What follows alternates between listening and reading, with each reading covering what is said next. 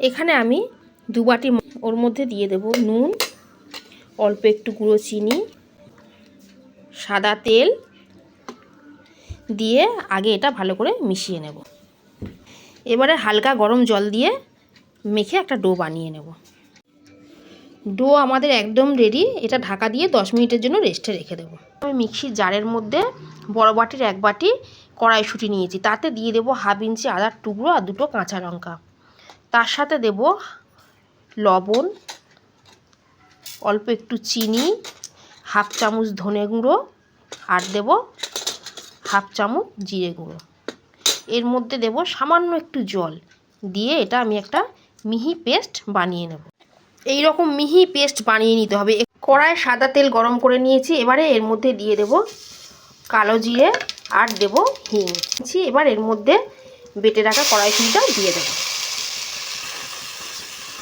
এবারে এটাকে লো ফ্লেমে ভালো করে ভাজবো।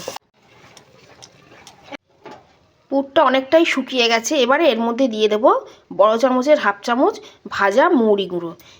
পুর আমাদের একদম রেডি। আমি ঠিক এই রকম সাইজে লেচি করে লেচিটাই বাটির মতো খোল করে নিয়েছি। এবারে এর মধ্যে দিয়ে দেব কড়াইশুঁটির পুর দিয়ে মুখটা এরকমভাবে। এবারে আমি বেলে নেব। এটা একটা কচুরি আমাদের বেলা একদম রেডি। এবার আমি এগুলো ভেজে নেব। গরম হয়ে গেছে। এবার আমি কচুরিগুলো ভেজে নেব।